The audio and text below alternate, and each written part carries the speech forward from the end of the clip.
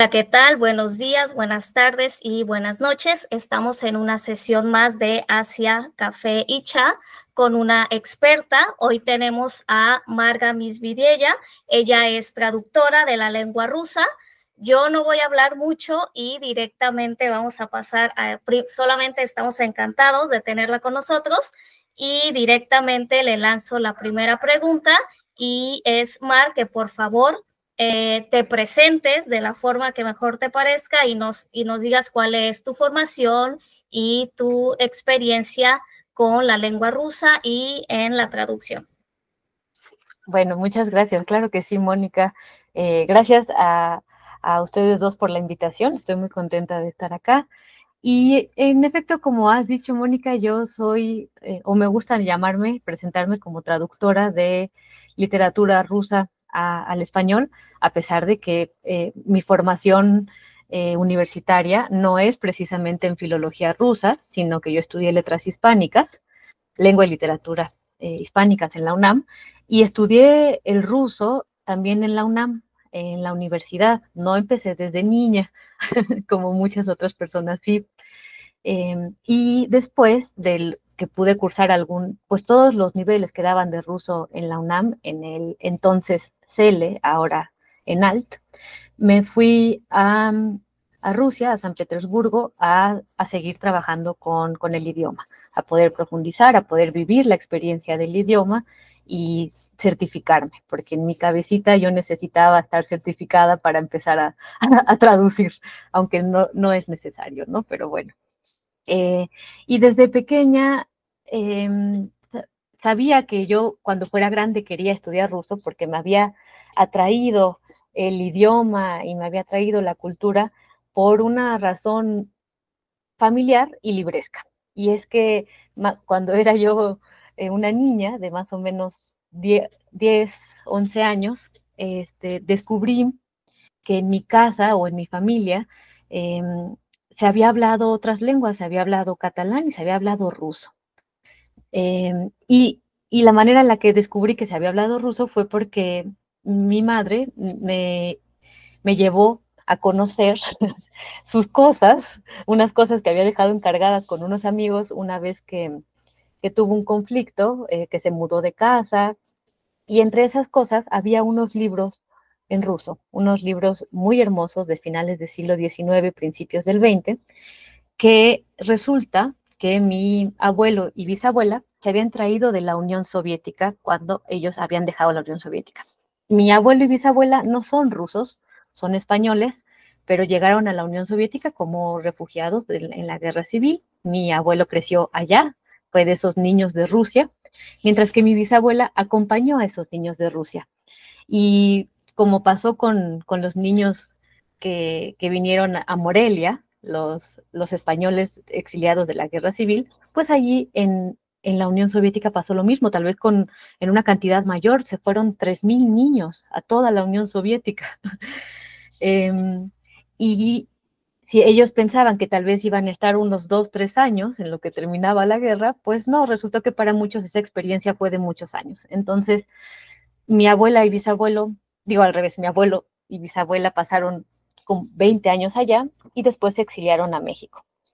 En fin, yo descubrí esos libros, no conocí ni a mi abuelo ni a mi bisabuela, nunca los escuché hablar ruso, vi nada más los libros, vi que estaban escritos en un idioma impenetrable para ese momento, porque ustedes sabrán que la lengua rusa pues tiene otro alfabeto, pero además que tenían detrás toda esta historia familiar y que para poder comprenderla o descifrarla, pues tenía yo que aprender ruso. Y fue por eso que dije, bueno, cuando yo sea grande voy a estudiar ruso porque quiero hacer algo con estos libros.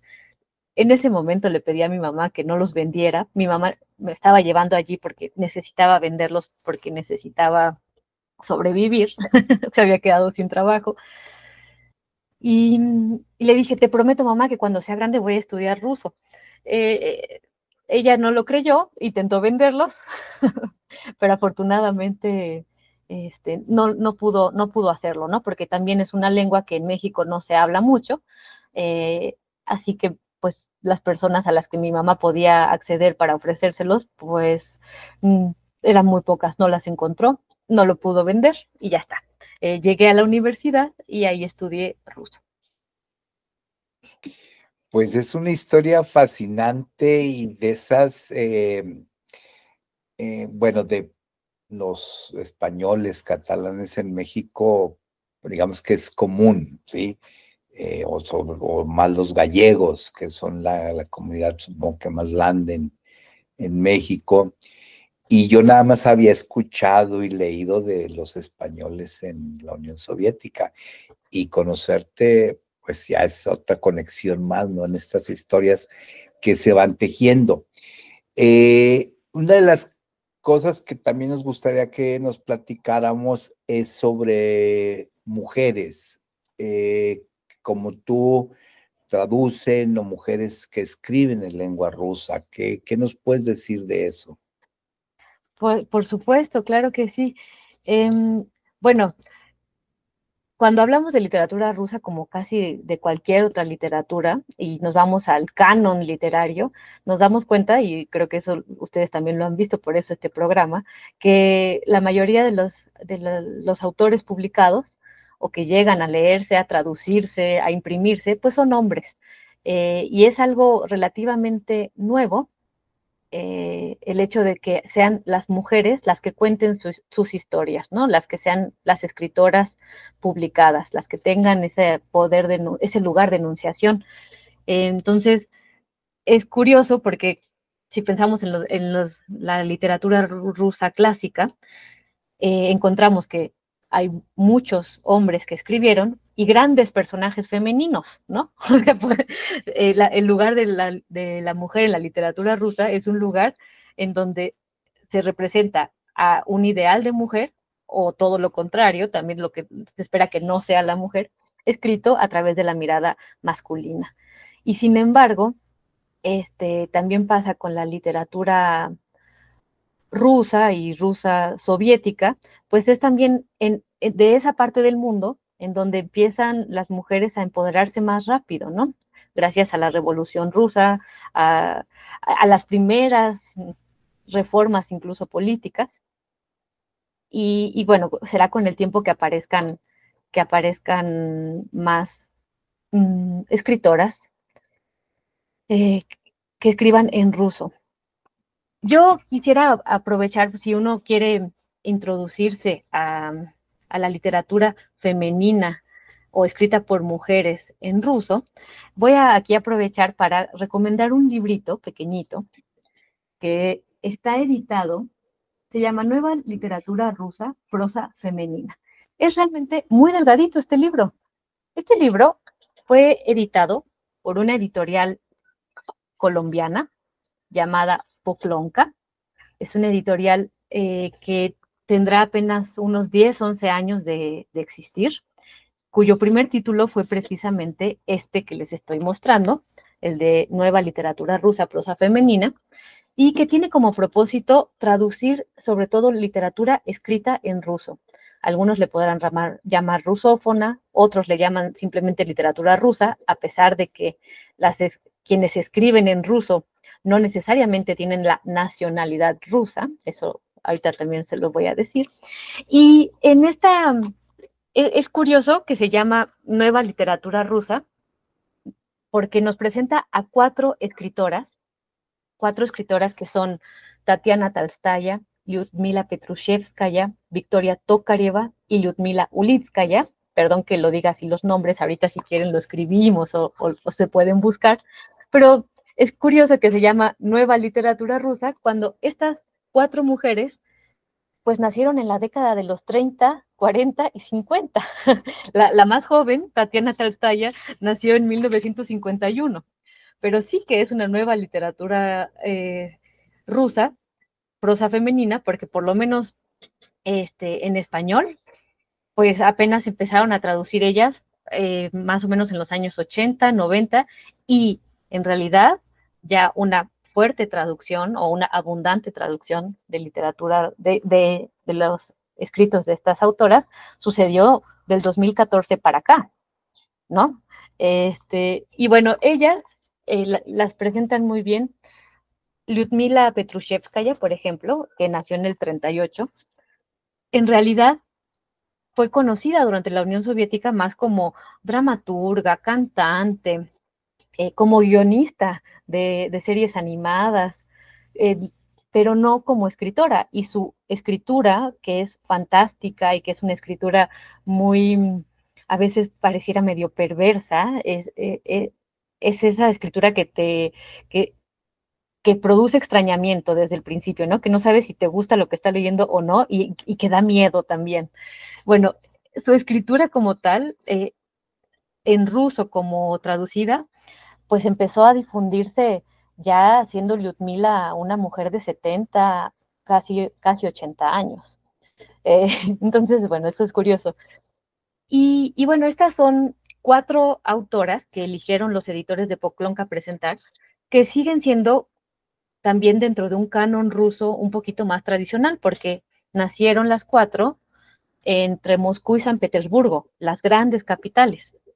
Y sin embargo, lo que podemos leer ahora de literatura rusa femenina publicada o traducida en español, pues ahora se están traduciendo a escritoras que son un poco más jóvenes, algunas nacieron tal vez al final de la perestroika, después nacieron algunas incluso de cuando cae la Unión Soviética, y que son autoras que, que son por lo menos biculturales, ¿no? Es decir, que sí pertenecen a la Federación Rusa o que sí hablan el ruso como, incluso como lengua materna, pero que crecieron en lugares que tienen otra, otra cultura, porque hay otra población y hay otras tradiciones. Por ejemplo, Gusel Yagina, que es una, ay, perdonen, es una autora que escribe en ruso, pero que ella también proviene de una familia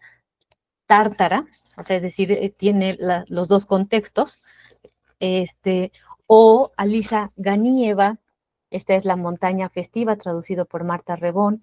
Alisa Ganieva, ella nació en el Dagestán, y entonces, pues, bueno, también tiene otra, bueno, creció en un lugar con una fe distinta, que es la musulmana, no es la cristiana ortodoxa rusa, y son autoras que se están publicando y traduciendo, que sí, pues eso, nos muestran eh, otras realidades, todas a partir, sí, de la lengua rusa. Incluso la premio Nobel Svetlana Alexievich, que es la periodista, pero también creadora, ándale, Svetlana Alexievich, ella es bielorrusa y escribe en ruso, este, y bueno, pues son autoras que afortunadamente se están publicando, traduciendo mucho al español. Lyudmila Ulitskaya, que ya la había mencionado porque está en esta primera antología. Lyudmila Ulitskaya es, además de rusa, de nacionalidad, bueno, perdón, es judía. Entonces es muy interesante cómo a partir del ruso o cómo la lengua rusa abraza a muchas religiones, a muchas culturas, y que son las mujeres, o bueno, se están traduciendo muchas mujeres que pertenecen a esos dos mundos que nos están transmitiendo esas, pues esas historias, ¿no? Perdón. Gracias, Mar. Muy, muy interesante porque si yo me pongo a pensar en autores rusos, solamente vienen hombres a la mente, los clásicos rusos, pero además de Alexievich, sería más que es bielorrusa, sería difícil nombrar una mujer que tenga como ese nivel de clásico como conocemos a Dostoyevsky, etcétera. Ahora, la siguiente pregunta tal vez es un poco más técnica, pero podría plantearse de dos formas y que tiene que ver con lo que tú haces, que es la traducción. Entonces, pensando en que son diferentes, en lo diferente que es desde el ruso al español, pero también la parte cultural, ¿qué ha sido difícil dentro de los sentimientos rusos o de la realidad rusa traducir e incluso interpretar pues de una novela, de un texto ruso hacia el español, ¿no? Porque incluso tiene que ver con la idiosincrasia de cómo ven los rusos la vida, cómo la vemos en español, y que a veces puede ser que una palabra o un sentimiento no sea tan fácil como de llegar. O cuestiones más técnicas de es que el ruso tiene neutro y el español no lo sé, algo así. Sí, híjole, bueno, creo que como toda cultura, por supuesto, tiene conceptos que son los que les llaman intraducibles, ¿no? Eh, en realidad, para mí, o sea, todavía no me he logrado enfrentar o no me he tenido que enfrentar a uno como tal, porque he traducido sobre todo textos literarios. Eh, hay unos que son más complicados que otros, ¿no? Hay unos textos literarios que tienen, no sé, una profundidad psicológica particular y que entonces sí aparecen alguno que otro concepto extraño, o los filosóficos, ¿no? Este, pero bueno, hablando de las realidades culturales, que los famosos realia, pues esos también son muy difíciles de traducir, y hay distintas soluciones, ¿no? Están los traductores o las escuelas que proponen que hay que tratar de adaptar esas realidades, es decir, si tienes el nombre de una sopa muy famosa como la sopa Borscht, que tal vez hayan ustedes escuchado, que es una sopa de betabel, y que además no solo pertenece a la cultura rusa, sino a otras culturas eslavas, y tiene toda la carga emocional para cada país, ¿no? Se pelean ahora Ucrania y Rusia con todo el problema geopolítico, pues también llega a ese nivel, ¿no? De decir, bueno, ¿y de quién es realmente el que hace o quién inventó la sopa borscht o el pastel de miel? Bueno, ese tipo de conceptos que tienen esas cargas, eh, algunas personas optan por traducirlas adaptándolas. Eso fue una escuela que predominó por lo menos durante la segunda mitad del siglo XX o ya, sí, al terminar el siglo XX, en donde se llegaba a extremos, por ejemplo, de traducir Borscht por pozole, ¿no? Si tu lector va a ser un lector mexicano y no quieres que le brinque nada de lo extraño, entonces, pues ponle que están comiendo pozole o ponle que están comiendo birria. Es una exageración. O se pueden traducir esos realia dejando la palabra como se dice en ruso y tal vez anotándola o no anotándola, ¿no? Son dos escuelas muy distintas. Una permite que entre lo extraño, que entre lo extranjero, y otra un poco que borra las diferencias culturales de lo otro, ¿no? A mí me gusta más la segunda opción, la de dejar el vocablo y tal vez poner una nota, o incluso esperar a que dentro del mismo contexto, la misma narración, se expliquen algunas de esas cosas, ¿no?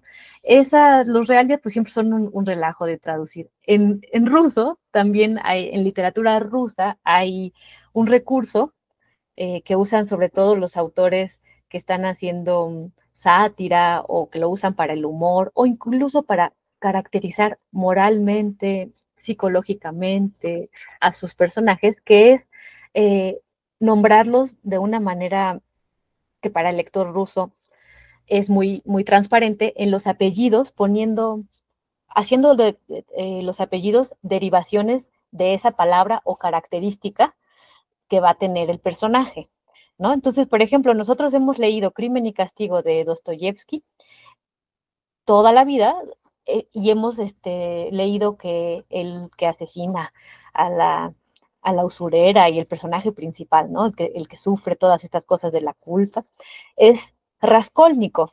Pero en ninguna de nuestras lecturas nos hemos puesto a pensar que Raskolnikov viene de la palabra Raskol, que significa cisma. Es decir, es como si se llamara Rodión cismático, Rodión Cismenes, no sé, como una derivación de un apellido a partir de la palabra cisma. Y puede ser que ahí estamos perdiendo una capa de significado importante de interpretación del personaje. ¿Por qué una cisma? ¿Cisma a cuál se refiere? ¿A la cisma dentro de la religión? Dentro de la humanidad, en fin, ¿no? Nos perdemos esa capa. Y eso pasa muchísimo con personajes de Gogol, todos los autores rusos lo usan, pero al español no los hemos traducido. O de repente encontraremos tal vez ahora con traductores nuevos que ya han tenido pues una escuela, unos años de preparación dentro de la traducción del ruso directa al español, que han reflexionado sobre estas estrategias, que agarren y entonces los apellidos también los traduzcan. Y bueno, ahí puede ser más o menos afortunado, ¿no? Ahí ya queda para la creatividad del traductor. Ese, por ejemplo, ha sido otro de los retos para traducir. Y bueno, no sé si me salió bien o me salió mal, específicamente lo utilicé en mi última traducción, que tuve que traducir un clásico de clásicos, que es El Capote, de Nikolai Gogol. Y bueno, ahí no sé, yo los invito a que lo lean, lo publicó el Fondo Editorial de la Universidad de Sonora. Y hasta donde entiendo, las otras traducciones que existen al español, pues no habían traducido el apellido. Entonces no sé si me pasé de rosca o si sí funcionó, eso ya lo dirán ustedes, los lectores, pero es algo bien importante. Por ejemplo, nada más termino de abundar en esto y yo creo que ya termino. Eh, el hecho de no haber entendido ese recurso dentro de la literatura rusa ha llevado a clasificar mal cuentos enteros, a interpretarlos mal. Por ejemplo, Chekhov tiene un cuento que se llama Noche de Espanto o La Noche Terrible, depende de la traducción que encuentre uno, y que se supone que es un cuento que si se llama Noche de Espanto o Noche Terrible y que tiene que ver con que una serie de amigos, ya muy entrada la noche, después de la fiesta, regresan a sus casas y encuentran unos ataúdes adentro de sus casas, puede ser un cuento de miedo, pero en realidad lo que está haciendo Chekhov es burlándose de la escritura de ese tipo de cuentos de miedo. Es un cuento más que nada humorístico. Y la clave para entender que esa es la guasa, o sea, que ahí está, que es una burla, está precisamente en los nombres que le da, en los apellidos que le da a sus personajes. Ese cuento existe en una antología de cuentos de terror en español porque se leyó mal. Pero si, bueno, en una traducción nueva hecha por Alejandro Ariel González, que es un traductor argentino, podemos encontrar pues ese elemento ya traducido y nos damos cuenta que la lectura es completamente otra, ¿no? Mar, es fascinante, nos podríamos pasar horas, ¿no? Porque además, conforme vas hablando, me estoy acordando de cosas. Por ejemplo, las famosas ediciones de Sepan Cuántos, que me encantaban precisamente por las notas que había, pues sí, según recuerdo, no se traducían muchas, por ejemplo, mobiliario, cosas así, y entonces pues venía la notota, ¿no? Al pie y era fascinante, pues permitía aprender. Y por ejemplo, eso a mí no me gusta que hacen con las novelas chinas que las traducen y menosprecian al lector, no le dan la oportunidad de aprender cosas nuevas porque se las traducen y a veces no, pues yo creo que no exitosamente. Me acuerdo, bueno, me acuerdo de muchas cosas, ya no, ya el entrevistado no soy yo, pero sí, me acuerdo de muchas cosas. Muchísimas gracias por como todo lo que estamos aprendiendo. La última parte quisiéramos preguntarte, ¿cuál es el futuro de la traducción del ruso al español? Y ya conforme nos has dicho algo, ¿verdad? De cómo la evolución. Y también nos hablaste ya un poco de obras interesantes de mujeres, pero quisiéramos que nos dijeras tus preferidas, que pueden ser dos, en fin. Ok, respecto al futuro de la traducción del ruso al español, pues mira, gracias por preguntar esto porque me parece que ahorita estamos viviendo un momento muy rico en lo que se refiere a esa tradición, si le podemos llamar tradición, porque es muy joven, de traducción directa del ruso al español. Si nos ponemos, yo creo que habrá pasado lo mismo con el alemán, con el chino, con otras literaturas. Las primeras traducciones de literatura rusa al español, pues fueron traducciones mediadas, es decir, por una lengua interpósita. Eran traducciones que se habían hecho al francés o al alemán, y que en España había traductores que sabían alemán y francés y entonces traducían esa obra originalmente rusa, pero desde el francés, ¿no? Ya con ese matiz de interpretación.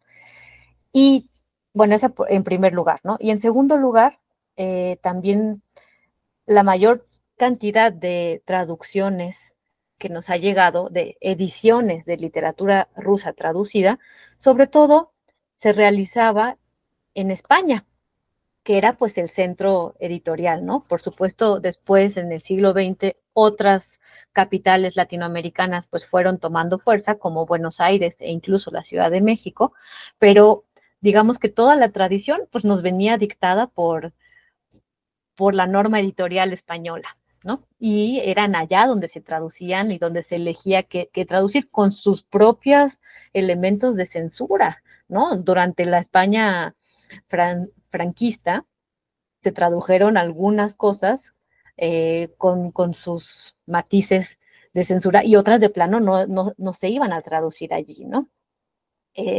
Bueno, entonces, ahora lo que es muy interesante, me parece, para mí, es que pues ya apareció una primera generación de traductores cuya lengua materna era el español, es decir, que eran o españoles, o cubanos, o argentinos, o mexicanos, que aprendieron el ruso a tal grado que pudieron aventurar sus traducciones directas de ruso a español. Eso digamos que ocurrió más o menos a partir de los años 60. Primero, muchos de estos niños rusos que llegaron a la Unión Soviética se formaron allí y participaron en la empresa editorial de ediciones en lenguas extranjeras, que también yo creo que recordarán ustedes esas ediciones de Progreso o de Mir, de literatura soviética, que venía traducida directo al español por esas personas. Pero también muchos estudiantes latinoamericanos se fueron a la Unión Soviética a partir de 1960 y regresaron y tradujeron sus propias traducciones, sus propias versiones acá en México. Entonces, esos primeros traductores pues ya marcaron una primera reflexión sobre qué es traducir literatura rusa al español, qué dificultades comporta. Y ahora digamos que hay una segunda ola o una segunda generación de traductores que puede reconocer el trabajo que hizo la primera generación y reflexionar sobre eso, ¿no? Esas decisiones que tomaron, ¿nos convienen o no nos convienen? ¿Cómo queremos hacerle acá? ¿Cómo podemos hacer si queremos traducir desde México o desde Latinoamérica, es decir, desde la periferia del mundo editorial, desde la no norma hegemónica? Y pues se han dado reflexiones muy ricas que ha llevado, por ejemplo, a que nazca lo que yo le llamo, tal vez es un poco pomposo lo que voy a decir, pero su trabajo lo sustenta, una escuela argentina de traducción. Y lo que están haciendo los argentinos para traducir literatura rusa, digamos que puede resumirse en una cosa muy puntual. Y es que ellos están retraduciendo la literatura clásica, o sea, todo el Dostoyevsky que leímos, todo el Tolstoy que leímos, autores del siglo XIX que no conocíamos, es decir, lo que empieza a formar el canon de literatura rusa, lo están traduciendo, pero poniendo atención al estilo de cada escritor. Es decir, la primera generación esta de traductores del ruso al español tenía la enorme ventaja, ganancia, de hacerlo directamente, pero traducía a Tolstoy y a Dostoyevsky y a Gogol y a Turgenev a un español correcto, al mismo español estándar, ¿no? Al español que se consideraba literario, libresco, lo que sea. Entonces, uno podía estar leyendo a Tolstoy y podía estar leyendo a Dostoyevsky y pensar que era exactamente el mismo autor, como ahora, también en la literatura, o sea, en los estudios literarios, ya importa, ya nos fijamos en el estilo, y eso también se debe gracias a los formalistas rusos, pues eso es algo que un traductor tiene que tener en mente. Y entonces, bueno, los argentinos empezaron a hacer unas nuevas versiones que les recomiendo mucho, si ustedes quieren acercarse a esto, de los hermanos Karamazov, Crimen y Castigo, incluso del mismo Pushkin. Casi todas están editadas en una editorial que se llama Coligüe. Este, y bueno, esa es una cosa que me encanta, que invita a reflexionar a los traductores, pues, noveles latinoamericanos incluso, ¿no? No necesariamente españoles. No sé si respondí la pregunta o me voy por otro lado. De hecho, muy bien, creo. Perdón, Moni. No, yo creo que sobradamente. Sí. Vamos, yo creo que podrías estarte horas hablando de esto por tu dominio que tienes. Lo que sí quería, por favor, que nos dijeras la otra parte de tus obras favoritas femeninas. Bueno, pues sí, a mí me han gustado mucho leer a mujeres que han escrito en ruso, que también fue algo nuevo para mí. O sea, yo me acerqué a la literatura rusa y lo mismo, ¿no? Leía sobre todo autores hombres. Y una a la que le tengo mucho cariño, pero que ya lo recomendé, no importa, lo volveré a decir, fue Svetlana Alexievich, pero el libro que en español le pusieron El fin del Homo Soviéticus, algo así le pusieron, pero que en realidad en ruso se llama Tiempos de Segunda Mano, incluso Tiempos de Second Hand, porque está en inglés así el término. Y la tengo cerca de mi corazón porque me tocó leerla cuando estaba yo estudiando ese año que pasé para profundizar en el idioma en Rusia, en San Petersburgo, en 2015. Y me acuerdo pues que todo para mí en ese momento era una revelación, ¿no? Era algo que hasta pedir un cepillo de dientes en la farmacia era un esfuerzo muy grande, pero cuando yo escuchaba que alguien lo hacía, sentía que estaba aprendiendo todo de lo que tenía que saber del ruso. Pero también era la primera vez que estaba, bueno, la segunda vez que estaba ya, pero ya en serio, y pues me estaba muy atenta a fijarme en, pues, las diferencias culturales. Había unas que incluso me pegaban en la cara, ¿no? Como el hecho de que los rusos eh, no toman a bien que alguien vaya por ahí sonriendo en la calle, o que si te acercas a ellos sin conocerlos para que te atiendan, para lo que sea, sonrías, porque pareces una persona falsa o incluso tonta, eso es como lo interpretan. Y yo pues sonreía mucho porque aquí en México creo que sí se estila más llegar con amabilidad y todas estas fórmulas pues para que te vendan una tortilla. Eh, y, y había cosas que de plano no entendía. Y ese año ganó Svetlana Alexievich el premio Nobel. Este, y entonces, pues todos sus libros estaban en la librería. Y agarré Tiempos de Segunda Mano, que como todos sus libros, se trata de un coro de voces. Ella es periodista y entonces se dedicó a entrevistar a las personas sobre un tema en específico. En el de los muchachos de Zinc, entrevista a los soldados que fueron a la guerra de Afganistán, pero también a sus madres, a personas que estuvieron en el gobierno y así. En el fin del Homo Soviéticus, entrevista a una gama amplísima de personas que vivieron durante la Unión Soviética y vivieron la desintegración de la Unión Soviética, es decir, de su mundo. Y entonces entrevista tanto a alguien que estaba en un alto puesto de gobierno como a una mujer que tenía una tienda de verduras.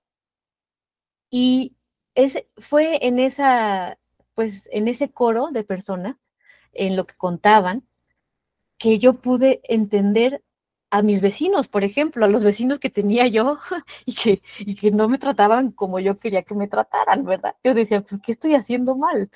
Y bueno, me encantó eso de Svetlana Alexievich. Y por otro lado, nada más aún me agrego, estaba yo tomando mis clases, ¿no?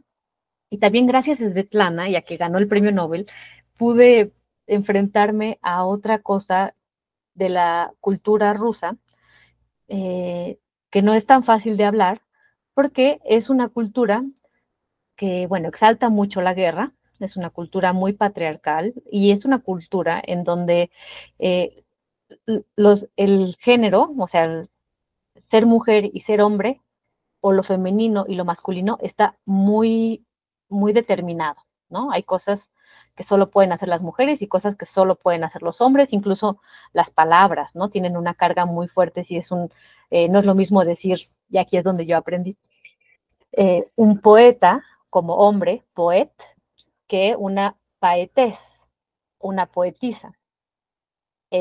Necesariamente para esa distinción, la poetisa nunca va a ser lo suficientemente buena como un poeta, ¿no? ¿Y qué pasó? Pues que tenía yo a un profesor ruso que estaba muy enojado con que Svetlana Alexievich hubiera ganado el premio Nobel porque le parecía, como también creo que tenía un poco de razón, que el premio Nobel es un premio muy político y que siempre que se le otorga a un autor en habla rusa, se le otorga para golpear políticamente al régimen ruso. Bueno, está bien.